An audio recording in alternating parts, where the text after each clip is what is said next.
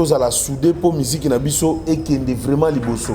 Nga nazomona mabe makasi que non un artiste qui va jouer son concert ba mususu ba ye wana pona ko telemelango pona ko luka moyen ko tchai ba bâton dans le roue et loko wana vraiment en tout cas ils ont honoré bisoté ba congolais. Bamiromi afmiwa gariwa karamanya mede la ya lejego warmi de werlo comment tu t'appelles grand ton nom Tikoyo naiko ya na chant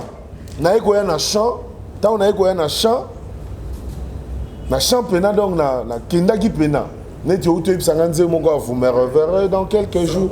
Ne pleurez pas, je vais revenir. Oh, c'est par le train que je veux tringaler. C'est par bateau que je veux naviguer. C'est par avion que je veux m'envoler. Ne pleurez pas, je veux revenir.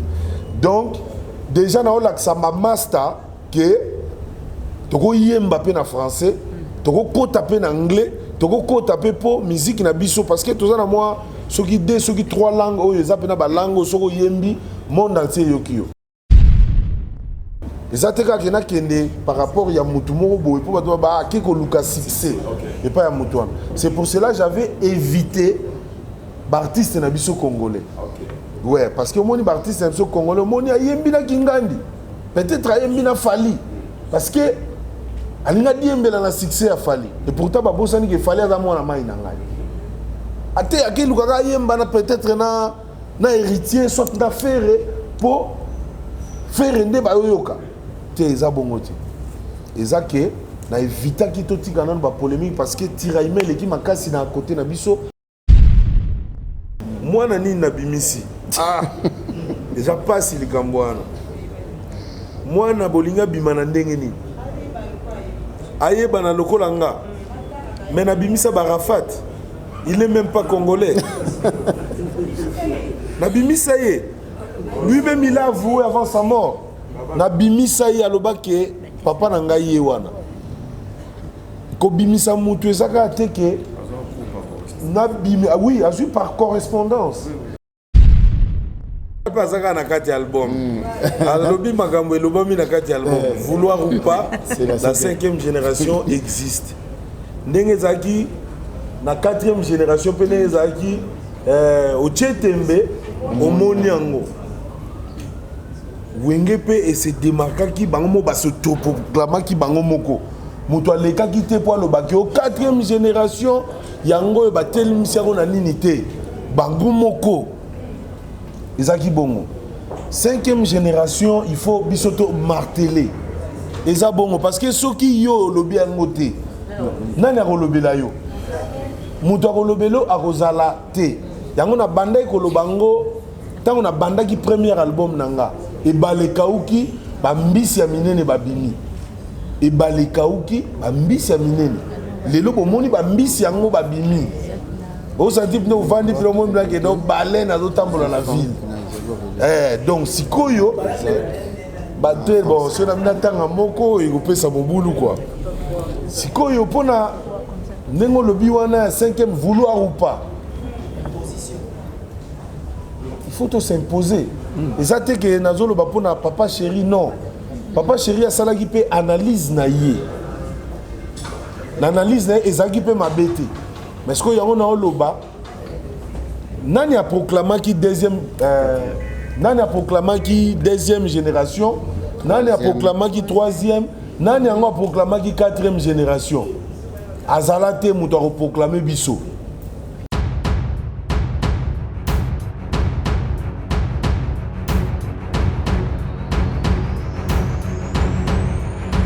Aux la poto, aux besoin de ma perruque à Kitoko. Na Belgique, na Paris, partout aux alliés. Vanessa Airwig. Vanessa Airwig. Trocha numéro 9 on a la scène. On a bonné de Rolex sur ma perruque. On a bon ma sorte nior sur ma perruque à Kitoko. Ma coupe ya Milai. Vanessa Airwig. Azar on a la prime encore abordable. Rosso ma perruque na yo. Rocha robima chic robima ngebu ngebu. Bonsoir, bonjour, Bissekanos de Bozali, c'est moi, Brown Cosmétique.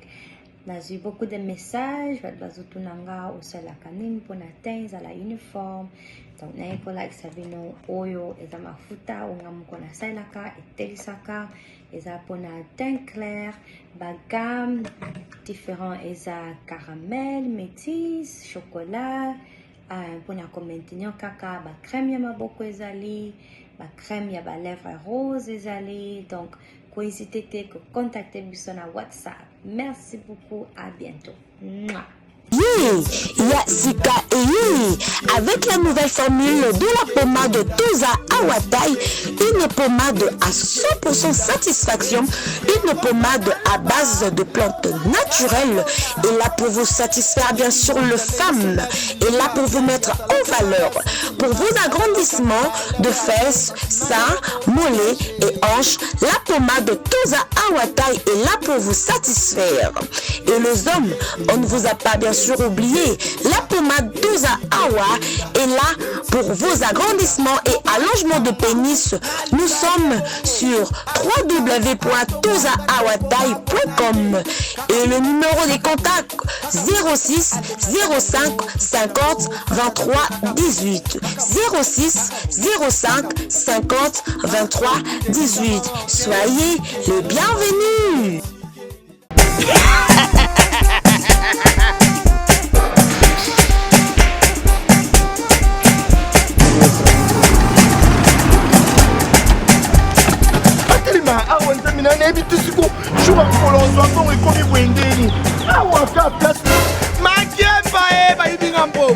Nada, qu'est-ce qui se passe?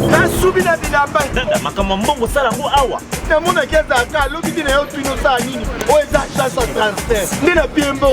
Nada, agence ya transfert na nzela. Ce n'est pas possible. Nada.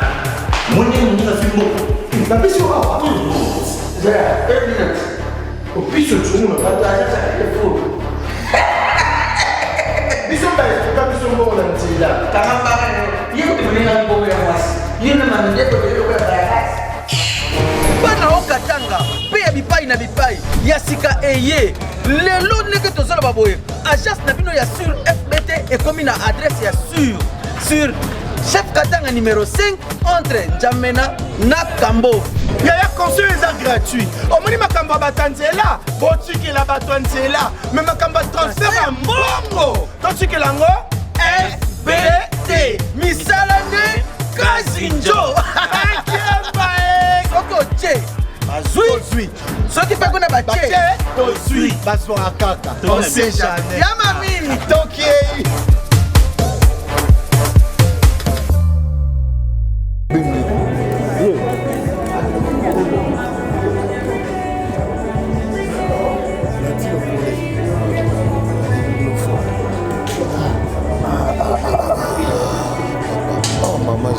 Les lieux forts. Bon.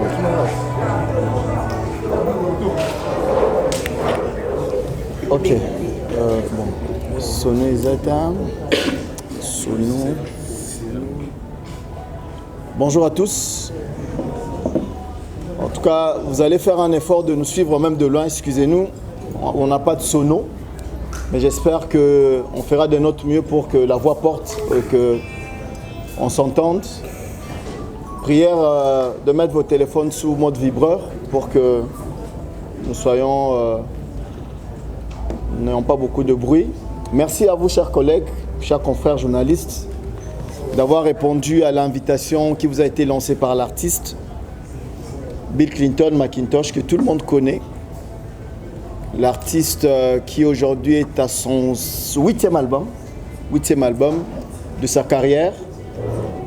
Aujourd'hui, le 16, il a décidé de vous convier à cette cérémonie de la sortie officielle de cet album, No Stress.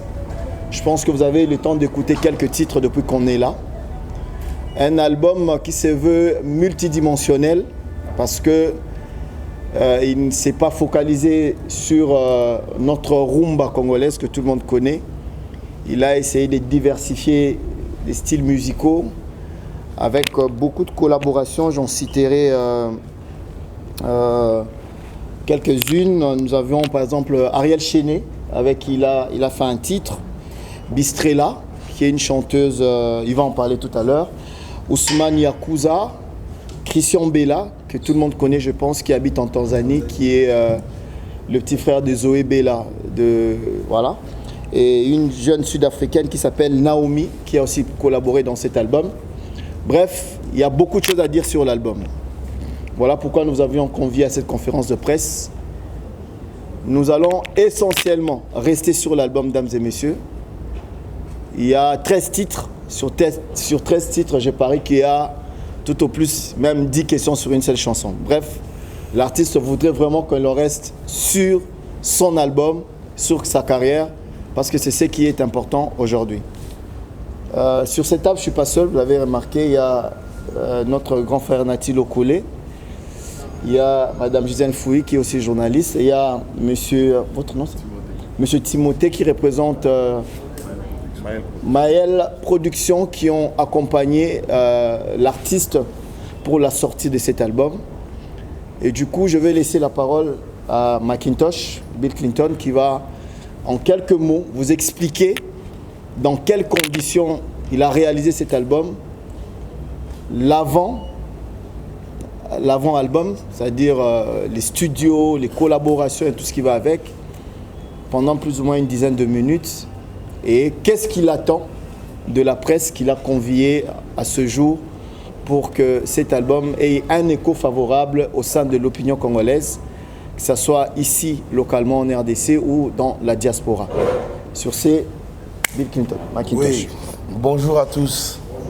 Je ne sais pas si je dois parler en lingala ou bien... En lingala, ouais, c'est parce que toi, dans Mboka, il faut valoriser la langue Nabiso. Donc, je m'excuse d'abord pour ces grands retards parce que la conférence devrait commencer à 10h, mais dit aux embouteillages avec des trucs comme ça, voilà quoi. Bon, l'album, No Stress. No Stress, les titres d'abord, ça dit beaucoup de choses. Nalingina déstressé bateau parce que la musique na biso ya lelo ezo koka penza lisusu te ko déstresser bateau parce que comme on les appelle makasi ba stress est qui trop yango tona banda osala album on habité oyo ekolongola bateau na ba stress ekolongola parce que mboka na biso boyebi tozo passer na ba étape moko eza vraiment très délicat. Donc c'est pour cela na salaki album oyo j'ai eu pas mal beaucoup de années pour réaliser cet album. Donc moni lelo musique na biso komi bato ba komo sala une année à saler album, une année à saler album. Bon, moi je ne vois pas comme ça. Moi je vois les choses autrement. Donc ce qui album ezali que so sali yango par exemple na 6 mois au tonga immeuble moko na boulevard après sali susu l'année prochaine au tongi soit immeuble moko wana to sala ngo na mbango mais ce qui est œuvre d'esprit au pesa batu parce que album ezali ozo pesa batu oyo ozo boulé oyo pe ozo kanisa quoi. C'est pour cela yango na tchaki yango No Stress ça a pas mal de featuring na kati. Il y a au moins 5 featuring na kati mais il y a 13 titres dedans. Donc ils ont la diversité. Ngana zomo na album ils ont le album il y a Vienanga beaucoup, ils ont le émotion. Prenez vraiment le temps d'écouter. Vous allez vraiment pas déçu, vous allez satisfait dans l'album quoi. Donc l'album Ezawana, yango moni na ba quitté. Donc la presse c'est ça 4e pouvoir. 4e hein? C'est ça 4e pouvoir. 4e pouvoir et ça qui 3e. Échanger l'anté. Donc ils ont 4e pouvoir. Yana baki eloko liboso tant moi na botami il faut benga bandeko ya libota. Bango na no baya ko kotala na no mwana bango pe bato ba okenu panza sango na bandeko mususu que voilà mwana botami mwana ngo azaboye. C'est pour cela que je vous ai invité pour nato meka kosola moi moke sur ça. C'est un peu ce que j'allais vous dire. Voilà, merci beaucoup. Dames et messieurs, chers confrères, vous savez comment ça se passe. Nous allons éviter les reddits. Ça veut dire que Mouninga s'est posé question et que Monique c'est bon, tout l'équipe. Je répète, artiste peut-être à le bien noté, mais il a insisté sur le fait que Toti Kala na album naye. Maramwa Batumi Susu Awa, ils pas très important. Bon, Fanfan, problème exact, mais bah journaliste, ceux qui m'ont invité à une émission à Bango, je passerai dans le temps de plateau pour parler, décortiquer Bamakamu Susu, parce que l'album toujours envisagé pas mal de tournées. Hein? Donc, Togoya n'a pas plateau, mais ici on reste focalisé sur l'album. Merci beaucoup. Joey Star, je t'ai vu déjà avec ta main. Désolé, il n'y a pas de micro, donc essayez de parler un peu fort. Voilà. Je maîtrise le son oratoire. Je vous en prie, Joey Star. Au fur et à mesure de ça, le monde yandou l'échanger moi moké.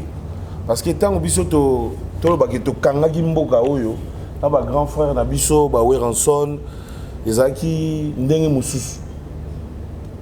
Lelo technique et comme mususu ya indule et comme ndenge moko boye. Après c'est juste sous valeur nango makasi.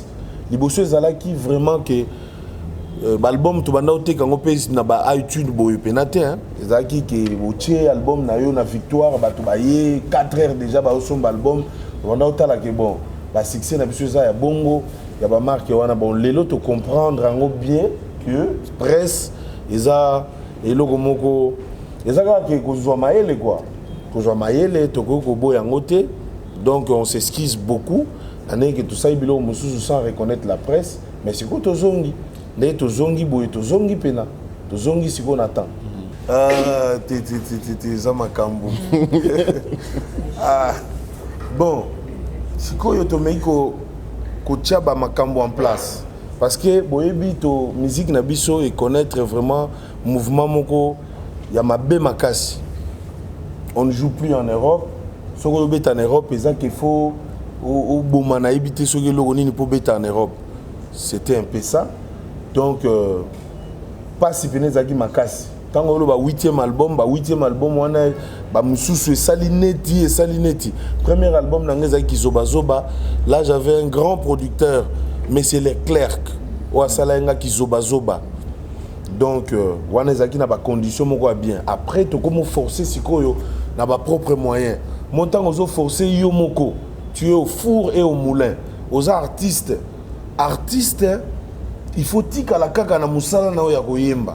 Mais ce que tu commis en même temps, artiste, Yomoko misala producteur, Yomoko le côté ka, Yomoko distributeur, donc ils ont simbanet, ils ont simbati. Donc Yamomoni na ce dernier album ici, on a vraiment 18 mois de temps pour na ko luka. Structuré Biloko wana. Je pense que Bozomo na Maël Production, c'est la maison de production où mais qui accompagné na makambo nyonso na sali na kati. Donc bazaka bango moté bazapena to zapena Imperium Label qui sont en France au tinga coup de pouce. Donc c'est un peu ça. Mais ekozala siko vraiment to tchenenga baloba kensengo kudibende donc rai siko. Donc train pena siko yo. Tout ça, le système ok, roue ya train et kangamasiko na rail. Donc il y a na rail quoi. Donc c'est un peu ça. D'accord. Ah, elengia tombola. Elengia tombola so boyoki yango hermon na lobi bilamba ya manyaku. Tombole ya ye bilamba bala tieza bilamba manyaku. Donc la musique, oui, na lata tombola, na koli na tombola, na koli vraiment na tombola, mais vieux peut batiquer les bisous et le gomo parce que la musique va de pair avec moi accoutrement bilamba ne vieux beaucoup batiquer les bisous donc ils arafos à la paix ne baga bien coiffé bien rasé bien sapé bon chic bon genre wenge donc bilo mo ndengwana yango na mona ki pas mal que na sala crime ne bandeliwana na yebisa batu fo za la na chic donc pour na crime na kati elengi elengi siko to banda otala tocha elengi ya pamba to na crime na kati wana tombola siko yo babule ko ya to bi bon to sala kaka elengi ya tombola donc tombola ezate que to le elengi ya tombola eza pona ko dénigrer ba mususu balata tombola non ezaka pona ko pesa bango pe force que nyonso ezaka bilamba malgré que ngane na betia bozo mona ba madusu eza climatiseur c'est biogie ama moto pona ko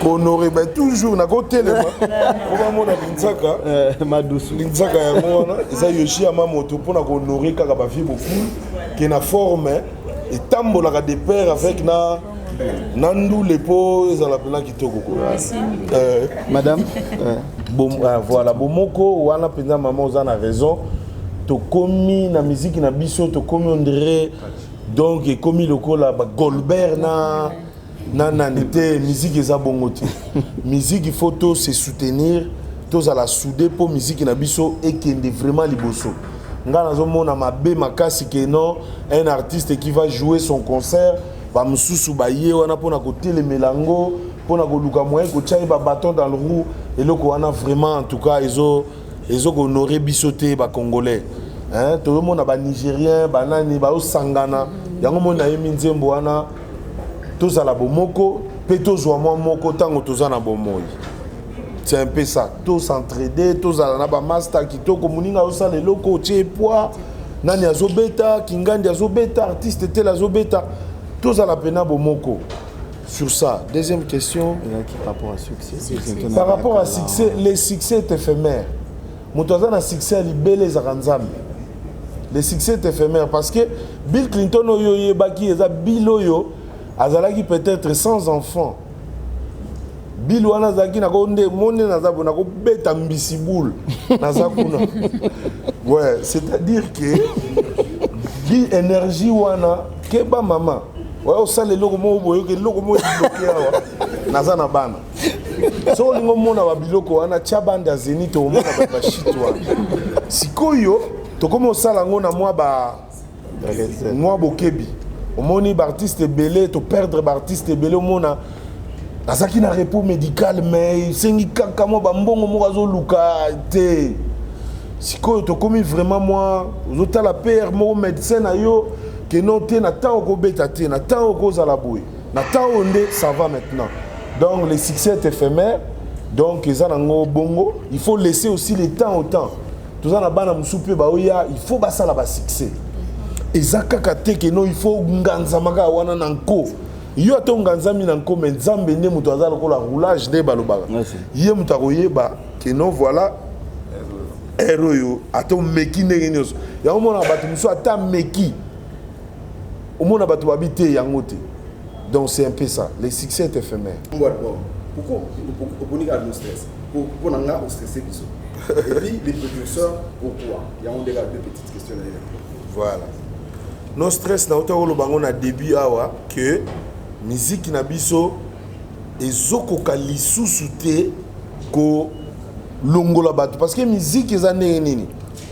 batu o basala ba misala na bango o bazaka na engagement na bango bazaka na ba stress ebelé mais musique na biso kala ya ba papa Luambo ya ba Taboulay ya ba vieux comment il s'appelait Bombenga ba tebelé tout consort les wenge bana uzala pena ke muto ko uta musala mais soka che cassette au monde appelé déstressé et longolier na ba makamu susu mais musique ya lelo comme pena ke non on sentit que musique bang et côté sous dans bas stress ya makas donc ba diversité za na kati album oyo ezapina na banze mususu oyo kiango okipina lokwa slow mais on nani yango ben ezaka Bill bon sikoyo côté les précurseurs côté on en tout cas beaucoup excusez moi muke je suis le précurseur dans le sens que ba 5e génération oyo d'abord batu bayebi ngamo na s'autoproclama qui déjà avant na lobaka ebale kauki ba mbisi ya minene babimi c'est la 5e génération batu musu ba kotara duto te 5e génération rien mais lelo et vanda pe 5e génération to comment kende écoute na 6e génération sikoyo alobaki précurseur na ozaki kosala banzembo mususu o etengama parce que batu mingi banda okende nzembo du début à la fin akoba na lingala suki na lingala abandi na lingala kosuka kaka na lingala bon nakopesa par exemple était pour nako effrayer ba master musuta ba ota la conférence mais ezaki pena que bazaka na lingala ba banda la lingala na olo ba vieux te parce que ba vieux te ba tabouler rochero ba sala ba nzembu pe na ba français mais nga nazo lobela na 5e génération nazo toucher ba vieux te parce que bango ba si ba sala tout so tali ba nzembu ba tabouler ba sala na ba français ezaki ba nzembu moko vraiment à féliciter.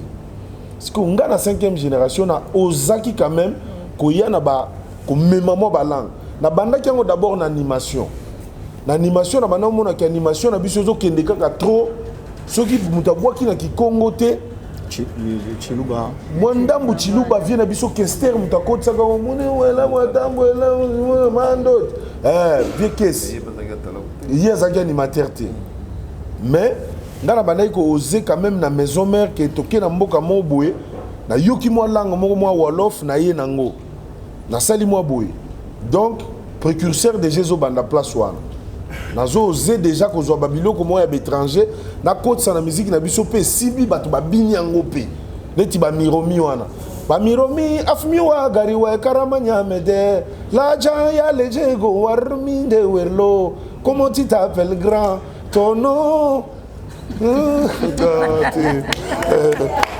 Tikoyo, naye koya na chant, tant naye koya na chant pena donc na kendaki pena. Neti outo ipsanganze moko vous me reverrez dans quelques jours. Ne pleurez pas, je vais revenir. Oh, c'est par le train que je veux tringaler, c'est par bateau que je veux naviguer, c'est par avion que je veux m'envoler. Ne pleurez pas, je veux revenir. Donc, déjà, on a ma master que tu yemba pe na français, tu taper en anglais, tu taper pour musique na biso parce que tout ça na moi soki 2 soki 3 langues o eza pe na ba langue soko yembi monde entier yokio. Na c'est espagnol, eza français, eza anglais. Moi ba langue wana ki eza rani. Ya on a chaki pena ki ekota. Donc ya on a le bakiza ya on a nenga mabete. Mais na za na précurseur na sens wana lelo soko moni moi ba master belé ba album est comme vraiment ouvert et comme vraiment ouvert dans le sens que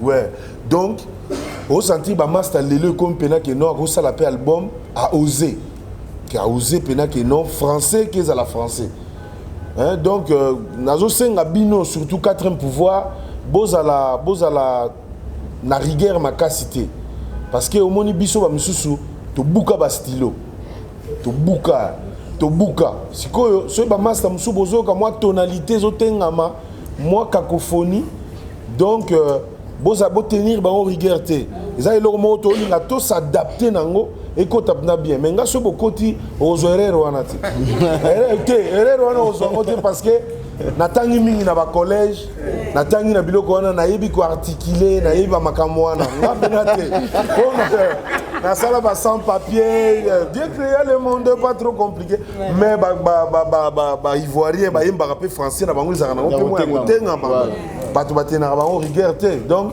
boluka bo appuyer biso bo simba biso to kota pe nager Turing et outil par rapport ya ba contact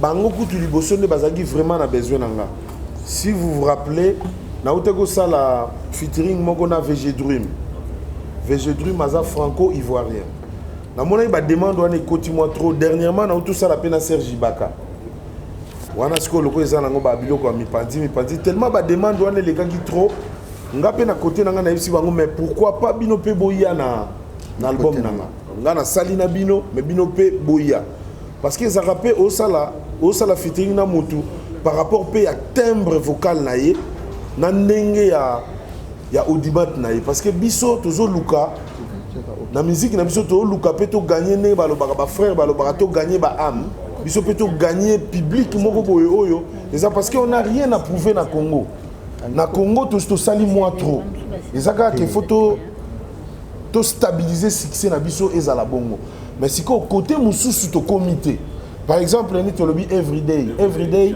aza américain d'origine kenyenne aza moi Simon aza très connu aux États-Unis de Bistrella donc yango moninga Tant que na featuring nga pe na c'était yo pe yaka na album nanga. Nde to sali bongo po nga pe na ramener batu na ye côté na biso. Peuple na biso pe ba découvrir pe bisela parce que ça kaka na ba star te o ba yebani ka makasi. Ça pe na ba star mususu pe o pa yemba pe danger. Bino pe boyebi pe na nti. Et ça te kaka na kende par rapport ya mutu moko boye po ba ba keko luka succès et pas ya mutu. C'est pour cela j'avais évité l'artiste na biso congolais. Ouais, parce que mon artiste na biso congolais, mon ayembi na kingandi. Peut-être ayembi na fali parce que alinga diembe na succès a fali. Et pourtant ba bosani ke fali za mona mai na ngai. Ate akelu kaka yemba na peut-être na héritier soit na faire pour faire nde ba yoka. Te eza bongoti. Eza ke na évita ki totika na ba polémique parce que tiraimel qui makasi na côté na biso na betana na libanda comme ça rien n'empêche. En plus Christian Bella c'est un Congolais mais il vit en Tanzanie. En Tanzanie, il y a pas mal il y a des fanatiques et belé côté kuna parce que musicalement Tanzanie ils a comment plaque tournante il y a musique africaine. Mon boulot question ça mon boulot makasi. Ils ont mon boulot. Question est à mon boulot. Na évité na go répondre à la question. Et vous en la place nango. Et vous en la place nango parce que musique o ezawana eza musique mon côté na baninga. D'abord de 1. Eza ndenge mon côté. Tant on joue album ya baninga bandi oyoka oyoki pe wana omona eza ndenge mon côté. Mais moi j'encourage mes amis na album na bango basali. Na lobby que toza na monde toza na des milliards de personnes oyo mutu na mutu akoki kopona eloko na ye wakolinga fanatique pe ya nani akoyoka ne pe album wana akeyoka na EP wana na wenze tomonaka ba mama ya Gambela soit ya Grand Marché au sentir que na mulongo moko bazoteka ba tomate mais tito comme 17h bango nyonso bateki tomate sile bango nyonso bateki mais baoteka ka eloko moko mais bango nyonso bateki na bango pe.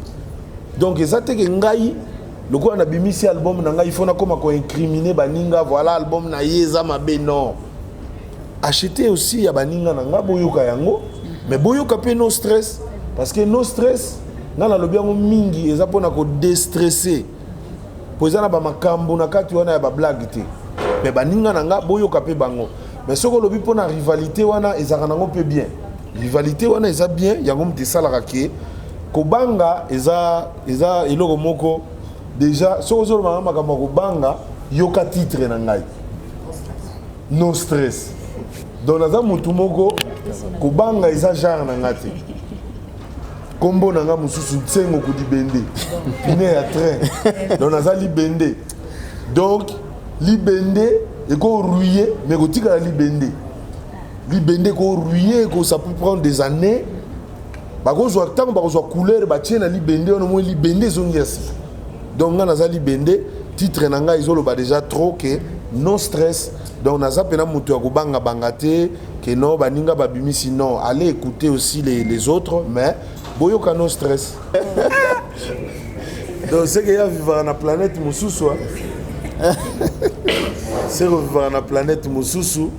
Question na liboso ezala ki no stress alors biso nga na vivre babiloko wana non album na sali yango oui ça peut être aussi ça mais na sali yango par rapport ya public nanga ndenge bato bayokaka nga ce sont des gens qui travaillent bato basara ba misala bato bata misala maboko bato bata makambo ebele. Il y a des autorités, bato belé. Pour na ko déstresser bango, ndé na tché no stress parce que tant wa sisi musala na ye azoyo album akozala quand même édifié na makambo belé na makambo susu. Yango mo na tché no stress wana eza na makambo belé. Sikoyo deuxième question à lobby. Moi na nini na bimisi. Déjà pas si likambo wana. Moi na bolinga bimana ndenge ni ayeba na lokola nga mais na bimisa Barafat il est même pas congolais na bimisa ye Lui-même, il a avoué avant sa mort. Nabimisa y alobake papa nanga yewana. Ko bimisa mutu ezaka teke. Nabimi oui, a par correspondance. Ben oui. Ben oui. Baza Ebele, je ne peux pas citer les noms ici. Baza Ebele. Ebele. Ce beau Zelana Bibisaka Moutoun orchestre Nanga. Wana en tout cas, ils ont moi mabé. Mais na Bibisi Batu, na Bamboka Mususu. Mais na Baxela et tout c'est la Temuta Koufa pour toper ça tout Sanjola. Bah école les ala y a ba animateur. Surtout remarqué ça va faire plus de 20 ans banda école à Bill Clinton et supplanta école y a ba kalogiste. Orchestre New César na Bill Clinton. Bien que baboya na bango. Mais tu au fin du moment hôtel Bobby mais oh ça c'est du Bill. Beta na na maison mère ba beta na orchestre na yete mais ba zo cours d'orchestre là ba cours par correspondance. Par correspondance. Ba saka bana Bill. Bon, il m'a bêta à Traka bon. Kokanisabilité. Voilà, il y a même des artistes qui déforment leur visage na bango. Artiste belé ba comment na bilongia Bill. Mande fou.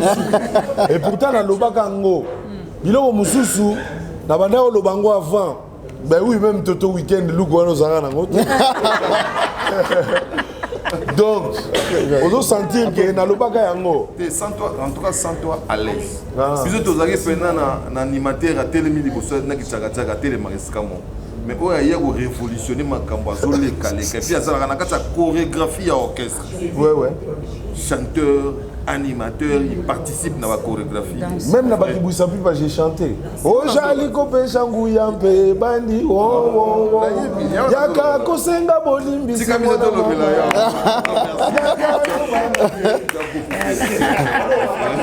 Voilà. C'est bon. Je pense que la question là c'est bon. On va prendre Potongo. Je commence par la première question.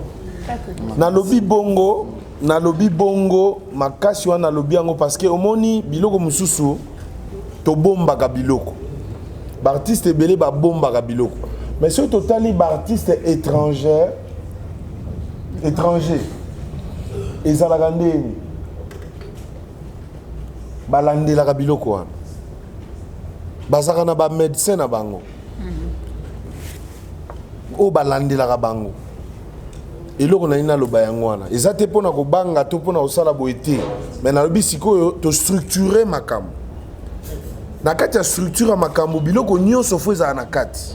Biloko wana tout fo za la. To ko ya susu na ba nini te obila vanda ikaka boy. Te yango eloko tozo ko éviter. Na structure wana to koti biloko wana.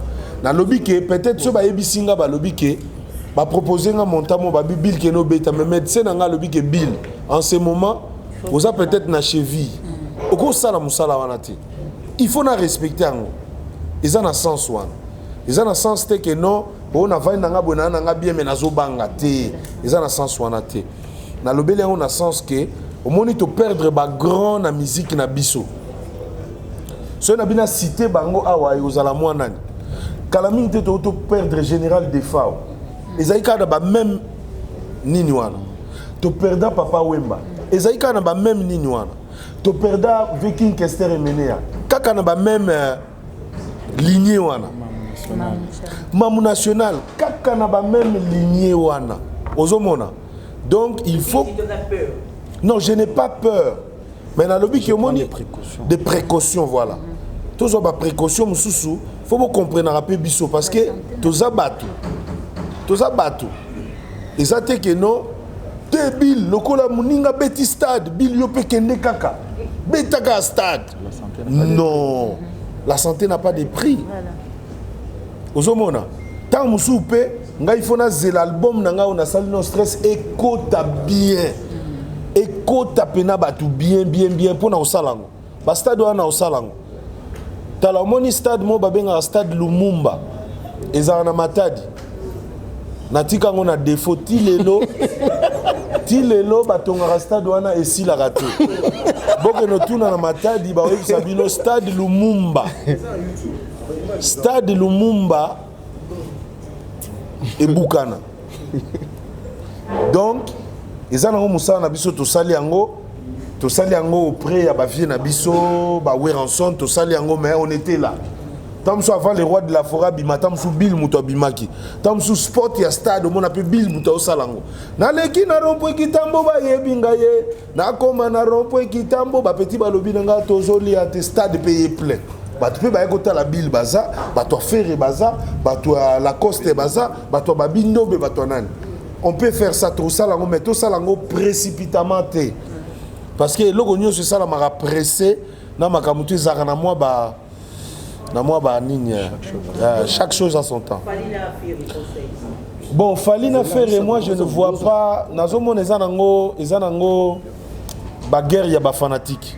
So to landeli bien au mona ke bango mibale bazana bazana problème. Tezali le quoi biso tozaki na JB na we. Ezaki na ba consentiment na bango morote. Ezaki ba fanatique ke ba fanatique a koto ba lamuki ba lobité biso zaka JB. Jiba leki na boy. Ouais, koto pe wera leki kaka. Donc eza bongo. Mais si on landeli bien, ce sont des parents oyo na ba moment mususu pe senga to kuta na ngana sina kuta na fali na bana na Jewel School. Place moi na ngata na Jewel School et comme pena que réunion des parents ba bengi pena que oh natala mona maya ye punga pe na ye. Sikoyo so boyo kana raté. C'est que ba parents bo fanda wana. Bo fanda wana. Donc eza bongo. Donc eza nango par rapport ya ba fan tokoki ko totika ba fan bongo bango bato basombaka disque bango totika bango na ba sentiment na bango mais moi je ne pense pas que eza problème moko eza pena problème moko sérieux non. Na kati album toza na deux génériques moko ezali o tolobi elengi ya tombola na mususu o tobengi yango bouillon sauvage mama utakoloba bouillon sauvage wana donc et ça générique mystique et ça 7e titre donc bouillon so bateau baliaka bouillon na évité ba bouillon ya braza bateau ba ebi bouillon donc bouillon za do liango do za ba kambu na kati ba crevette donc bouillon sauvage donc ce qui parce que wana ego bimapé parce que to sala siko ke to kende parce que na ko landa pe ba clip mususu. Parce que en ce net moment, tout ça a un clip moko. Oui, il si na 20h sur YouTube, mais ba clip mususu na ko landa artiste mususu place baza parce que ba mususu po ba ya koto eza mo bulu na Hollanda bango place baza pour na sala ba fit mususu. Bon bouillon sauvage lokola na se focaliser mingi na bouillon sauvage ya ba Brazzavillois de na okende kuna pour na sala bouillon sauvage. Donc ils ont des génériques. Mais 13 titres, ils ont par rapport à l'inspiration. L'inspiration, ils ont la kiwana. Et si les coups de pété, ils ont la kinango. Ce qu'on a talibon, là c'est limité dans 13. Là c'est limité parce que si on a mis un pétro, il y a un album, monsieur Zalaka, tu vas des chants, balembi na bango. Pour que la mususu, yo mo pe posa la susu ba clip mususu et commis makambo belé. Na monique na 13 wana kokoka.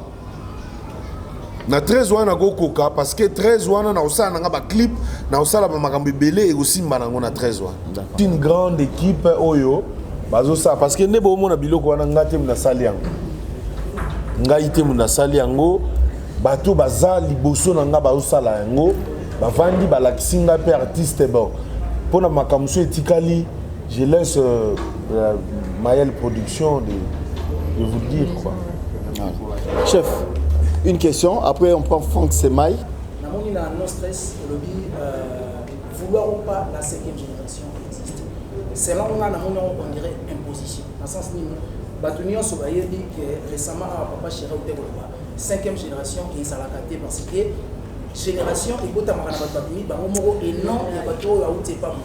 Est-ce que de ta part, au moins, tu es au contredire Papa Chéri? to Bill Azion na manière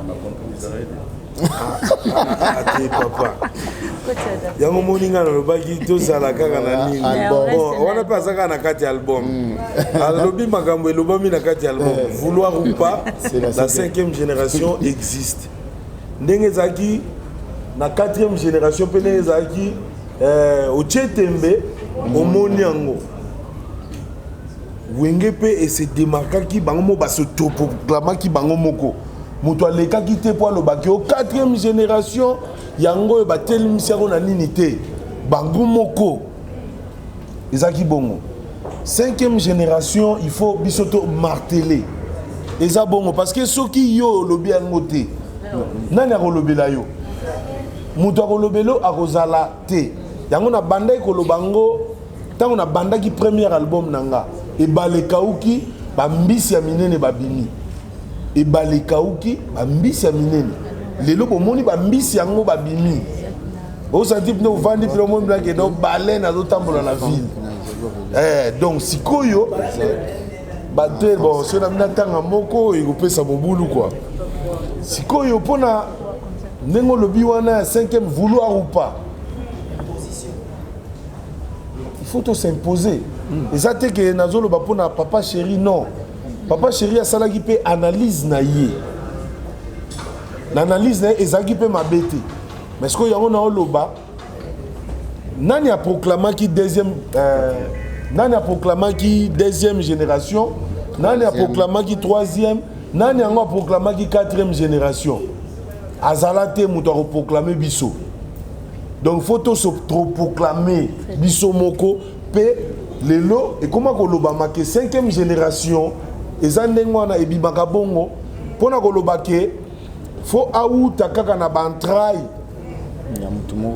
ya mutu moko boye ou bien bima dans les non omona film ya Moïse histoire ya Moïse na Bible tant bazo traverser désert pour pas que nous comme na terre promise il y avait des générations et des générations mais ça que génération des générations on a babanda ko uta na nzete to na nani te ezali kaka mwana ya kingandi tatana kufeli na nzela mwana wana pe kaka ye kaka génération en génération ti bakena ko na terre promise donc ngape na ko uta na wenge mais la commune na génération mususu na peut-être sozo comprendre donc na uti pe kaka na libumu na bango mais ça génération mususu parce que so tali style abilo azobeta style nanga ezala te na wenge abeke chidema wende moro samire ya mazo ogocha wenge banda ti oyoka nzembo ya bongo ti oyoka nzembo ya bongo te moi je suis le flot du monde na maison mais nzembo ya bongo te nga kutu na ina style badi bamba tu somba mobudi kadidi badi be kala bamba kadi mobudi kadidi to aka komibwa yango nde mtemema couper décaler toi comme il film belle sanduku yo tac j'ai acheté des bijoux de diamants Chantal n'a pas changé j'ai donné maison bateau na wenge tango ba wenge nzembo bongo ebeta mati te Tony Koko zela lelo sikoyo lelo nengo lobike je ne peux pas venir faire une conférence de presse tango nayebi ke eloko ebimi nango te na banini te non peut-être oza informé te eza déjà kuna yango moni toye kobenga bino eza déjà na ba plateforme eza na plus de combien de plus de 250 plateformes dans le monde entier donc eza déjà kuna ba CD sikoyo eza ndeni po so to bimisa CD sikoyo et au kata elan ya téléchargement siko poto zwa ba biloko zolo ba neti ba manzanza wana neti mwa trophée mwa nini voilà siko photo tika nanu kuna et avancer après nde siko to bimisi nani parce que cover eza déjà ozomona ndenge basali cover tout kala mingi te mais apparemment tu es au message na biloko avant yo bimisa. Quel est les Alamakas? Je te félicite également pour moi, Nino Ané, changer. Bon, et puis ça on rassurer biso nini pour l'album No Stress. Au bandara promotion bien, mais au 4 ans après, au limou. D'ailleurs, je t'informe pas, mais je te rappelle que tu as fait plus de 5 ans au Kima Media. Oui, déjà la bandine, la deuxième question, comment on a dans les médias, il faut avoir aussi quelque chose à dire. Tozalaki, oui, matière, oyo kolubana batu, papa. Bill Clinton, il y a Kalazaki, Bill Clinton sans enfant, na ibsibino bien. To comment vraiment ba parents responsables, to zappé na ba tâche mususu oyo to comment kolanda. À part ça, to zappé lisusu, comment on appelle ça, to za na business. To za na business na lobby ngo kaka po batu mususu ba yebite ba yeba. Kala mingi te batu ba uta ko mona ba conteneur na ngai uta ko ya. Oui, nazo ibsabino vérité. Ba conteneur na ngai uta ko ya ekitsaki ba ekitsaki 3 voitures na kati. Babilo musuneti babilo cospe na kati. Le commerçant. Oui, parce que eza bongo. Batu mususu basara musique na bango, ils vendent de la drogue. Après na ba États-Unis bolo bara yango te. Bateka ba drogue, bateka ba makambo belé. Nous on ne peut pas aller dans J'ai de preuves. Hein? J'ai des preuves. Ba artiste belé bazana ba kanga bango. Ba artiste belé ba kanga bango na ba biloko wana. Tu es bien autre. Ils fallait faut se la émission. On se ressourcer, aux grands chroniqueurs, il faut se ressourcer na biloko wana. Bon moi je t'informe que R. Kelly est en prison. Mais oui, nazo bisayo. Bon. Donc eza bongo soki na yaka trotter parce que ta mususu naza na likambo kolobati. Nazo zelana se ressourcer na makambo nanga comme ça na kopesa batelo moi bien. Eza te ke na fandi kaka boye po na sentiment na ye na TV no po ba mona ka bill na ye kaka po na loba. Non. Je te rassure que album oyo liboso to bana osala makambu biso moko. Za yomoko wana yomoko faut que no koteka album no yomoko faut ça la promotion yomoko faut le kana ba chaîne obenga Tony menenge ni ba régisseur baza wapi. Maintenant ce n'est plus pareil. Vous ne passerez pas par moi. Voilà, c'est comme ça. Et comme professionnalisme. Voilà. Et comme il son mouton. Au Katawa. Donc pas. Voilà. Et comme il bon parce que ceux qui bon et comme un dérangement habile. Mais ce qu'on y a un téléphone.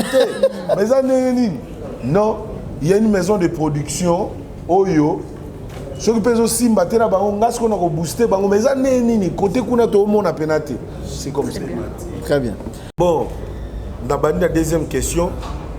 Pour soutenir FRDC, Toko Salaba, Bilo Mone, na Kenda qui parle Mamou National, paix à son âme. Donc, wana mère. Tout ça là qui en haut. Maintenant, on concevoir album, idée à Makamba FRDC, Izalaki. Izalaki na katiti. On a salé album pour nani. Maintenant, on va benginga na projet Morizaki, na Mpanzi Monique, na Yemba la pour soutenir FRDC. Hein? Mais pour nous l'album, qu'on a idée wana kocha na kati, mais pour na mboka nanga, nazaka toujours patriote. Et ça nanze moko na yembi wana kiffé. Na yembi yango na français moko ba français ya bana poto. Je leur ai dit ouais, j'allais y arriver. Ah, je vous attends à l'arrivée. Je vous ai prévenu que j'allais faire du sale et kiffer. Ah, mais vous avez négligé ma vie. Vous avez négligé ma vie. Oh, RDC mon pays.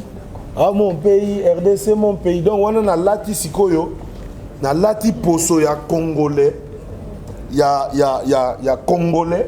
Oazo le la mboka na ye que nazo bunda na ba effort na kokoma malgré que ba guerre ezala ba guerre ezotika bisote na est. Nani souffrance ezali moi vie sociale eza moi nani ya mona yembi donc na milati lokola personnage congolais o muto azo lelake ngai peuple congolais botiki ngai mais na kobunda je ferai tout pour ma famille, je ferai tout pour ma fille, mon fils. RDC c'est mon pays. Donc par là déjà nazo soutenir mboka na ngai Narobanda parce que c'est lui le père ne balobaka père musical Narobanda na ye na ko pesa ye bwana na ko pesa coffret na ko pesa ye nanité quand même na ko pesa ye flash non d'accord on a que na zela coffret na pesa lien Isaac on va finir avec toi pour voilà. Merci beaucoup. Oui. Deuxième question ezali bakendaka bakatisaka ebalete pour les lengiako nani. Moi je suis un grand artiste na lingi ba condition il faut ezalaka bien. Bamboka wana nyonso to mona yango to tabola yango pe pamba. Mais siko tango zo kende sika faut bato bazwa en considération. Ndenge mwana mai moko yemba ke so ke place mo ba yambio le bonga mukuse seka ba limite umela. Donc il faut ba condition ezala bien. L'artiste azo koma kuna. Aoza ndenge nini? Aofanda ndenge nini? Aoza ndenge nini? Et ça c'est que vous salez invitation et puis vous vous limitez là. Vous se limitez qu'à l'invitation. Au moins le problème est na artiste na biso ngana za susu na posa te que non na que le kamo mboka mobo ou to na que le kamo gratte-ciel moko boy. On a mona na no tété na besoin na té. Na besoin tant on a zo koma nesika même na mboka on a bazala peu informé parce que dans un sabino awa na bêta déjà aux États-Unis concert vraiment parce que mingi bakena aux États-Unis bazala na difficulté à bêta aux États-Unis mais nga na zo visa P3 na bêta aux États-Unis loko lobi makambo ba nini wana au côté lobi Bill Clinton aux États-Unis au moins na Bill Clinton aux États-Unis maman ni muto amemanga aux États-Unis tant que tu es ambassade ebisinga Bill bato ba bengisi yo ils envisagent que au sala ba concert après trophée na yo mais to conseiller yo il faut basa la même démarche au basala ki tangu oyaki work permit ba benga ngo work permit et za rapena il faut bo luka ba mairie na bango bo sala makambo et non que Bill Clinton a commis après comme beta na banganda après ba ko interpeller et comme que yo kina obeta kuna mais ozala kina okena kina visa tourisme mais OK ko beta ba concert to bisa ki bango kaka ke bo changer nini wana demande na bino et comme un type 3 et comme un work permit comme ça so na commis biloko bwana ngo posa na sala na beta na Atlanta na beta na Washington na beta bo changer yango ezaka moi bo fout à moi quelques ba frais bango ba koki ba frais wana te ozomona tant ba koki ba frais wana te je ne peux pas na sala makambo na bandenge na ngamoko na ba précipitation que non bila ke kuna et en plus ba iko pesanga embargo que bill au côté sous États-Unis te wana ekozala bien te et pourtant que to sala ba promotion to lingi net artiste na to sa ne bistrela azana États-Unis il faut na que ça la featuring na ye kuna na clip na nini kuna.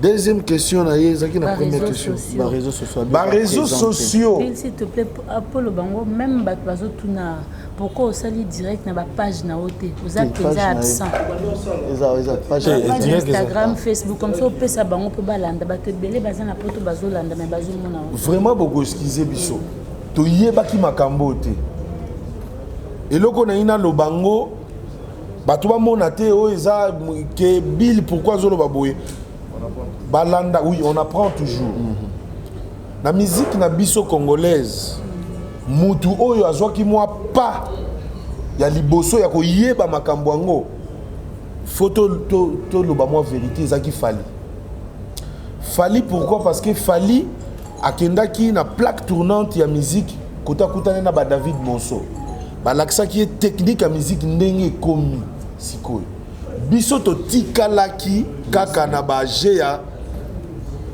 toye bango penati mais fallait azaki déjà na moi longueur d'avance balakisaki ye technique wana que non musique na biso ekomi boy na réseaux sociaux ekomi boy biso toyebaki yango te ngai kuto Instagram nanga esali pas même une année tokomoke moi Ready go yoka finalement ready ba ilo kanto 6 mois Instagram nga kutu tellement que bato bayebinga tant on a côté Instagram directement je suis certifié Au monde en Instagram, on a une coche bleue. Sikoyo, pour moi, Jean kende bien. Déjà, Tango, et côté na ba plateforme, na moni Maître Gims. Maître Gims a follow. Très bien. Makamunanga déjà. Na moni yango déjà danger. Na moni ba Jessie Matador ba koti ba tebele. Na utomona il y a Taïk qui m'avait invité dans son concert il y a Bercy, mais malheureusement je peux citer il y a Kanisa qui n'a à Paris, na il y a un concert na. Donc vitesse wana pena to koti na vitesse wana. Na mona ki pe papa chéri Papa chéri a vu générique nanga. A publié yango elengi. Yabila obuake. Libanga na manga ya kotela. Ya mabele manzombo elengi. Papa chéri a tiré son assez, mais a vu balle de match a tiré l'icolo pour n'avoir coupé sa force. Il se peut te retirer force. Donc vraiment côté réseaux sociaux, te comprendre en haut. Tu comprends le père de TikTok. Tu comprends le TikTok. Tu comprends le bino kokata mon morceau moi tu comprends. Donc j'ai comme mystique et comme mystique sans oublier Turbo ça n'a pas été que ba chaîne na biso local oyo pe koti na ba TNT koti na ba nani toko vraiment on va booster. D'avoir été là, d'avoir accompagner l'artiste. Clip à bosser à 20h. 20h Lélo. S'il vous plaît, bande Kobaza na ba émission, générique. Voilà. Il y a générique hein. Première générique. Et puis Lélo na 20h, Batubozo en ligne, ba émission na bino insister sur ça pour que bande Kobaza libanda mboka, bande kwa diaspora partout dans le monde, que Bill Clinton revient sur le marché du disque avec un nouvel album. Et ça na ba plateforme nyoso ya mokili. C'est-à-dire que tu sois au Bangladesh, que tu sois en Corée du Sud, partout. Au Betika Bill Clinton, No Stress. Non, il faut bien préciser, Bill Clinton Kalonji. Parce que au Bill Clinton, au Bill Clinton Kalonji. Parce que identité, oui. Voilà. Oui.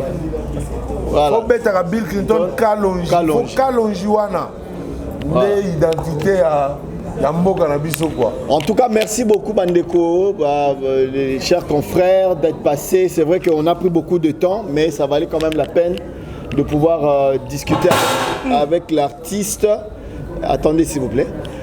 Ça valait la peine. On a fini. Tu as un mot? Non, j'ai aimé la maturité de Bill Clinton. Pas de questions. Sans pour autos à la coacher, la monnaie pour la première guérir. On a rebellé.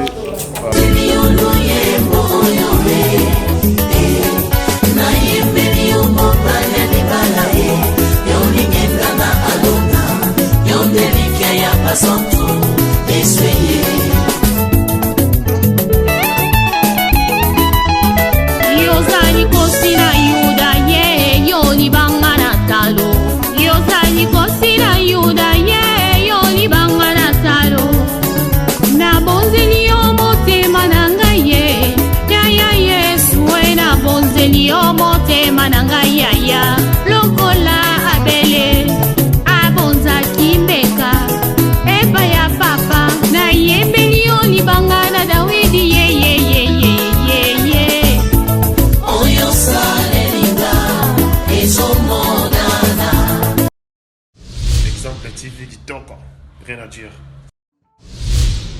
Abonnez-vous massivement sur Exemple TV. Batou bolinga nada, encore comme il y a ça périque boy. Faut vous s'abonner. Vous s'abonner à Exemple TV. Ça Exemple TV. Vous s'abonner belé à la chaîne YouTube. Exemple TV qui toque. Rien à dire. Il y a un exemple à suivre, cette fois-ci Exemple TV. Si on voit un exemplaire en autres, il y a s'abonner. Exemple télévision, c'est vraiment un exemple à suivre. Il n'y a pas de polémique, il n'y a pas de conneries, il n'y a pas de... C'est vraiment... Il y a dans la lignée, il y a dans la nzela.